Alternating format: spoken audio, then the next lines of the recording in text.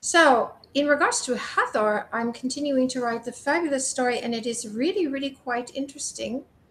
Uh, because what's happening is that they did have spaceships, actually. They had spaceships, but it's hilarious because they were disguised in gardens. They hid them. And the reason that they hid them is because the time of the house of Anu, which was from Nibiru that came to Earth, uh, what happened is that there was atomic war. And you see, so they were kind of afraid that if any of the flyby Andromedans that did fly over Earth to scout things out saw that they had spaceships again, that they'd be worried that they would fly and attack them because they had had a war themselves, you see. And so they were kind of scared and they hid them in the gardens. And so that's part of what is in the movie, which is really, really interesting.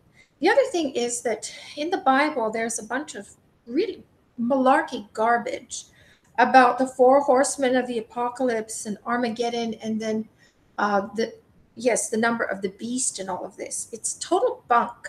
You see, in early Egypt, what happened was that Hathor had the mask of the cow, which was basically it was like a mask of the laboring being who was going to do something very important. And what they did is they wired the cities with light bulbs, real light bulbs, and there are or it's not tomb, there are temple depictions of huge light bulbs and electricity, how these pedestals were wired with light bulbs from within. And that was part of the initiation of Hathor, my past life, a long time ago.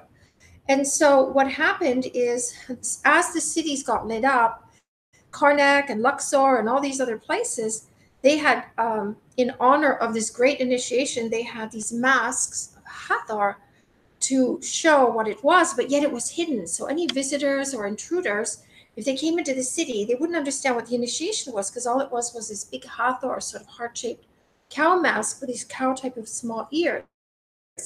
And that is how they hid information because what they had was sacred initiations where they were only inviting the royal people who were the leaders who were basically doing and building and planning, doing all for their great cities that they were building, you see. So they had a code that is written in the walls that some of us are able to read correctly.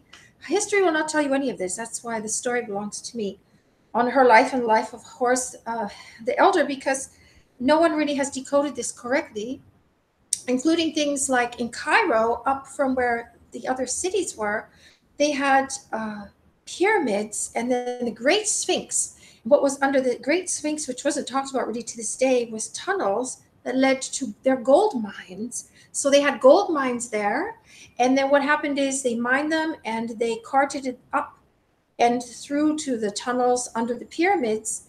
And then they stored gold in the pyramids of Giza. So that was their commerce, very important commerce they had, which was gold that they mined.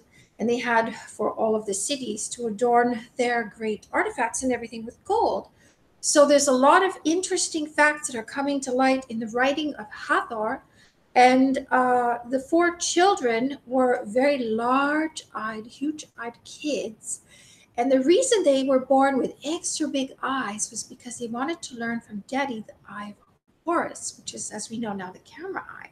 So they had these huge eyes, and the parents are like, oh my goodness, do you think it's a subtle hint that they want to learn this initiation from us? Look at them. They have like enormous eyes. So it was hilarious. There's four of them.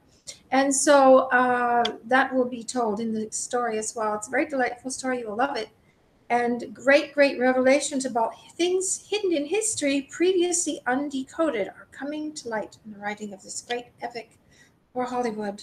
Take care.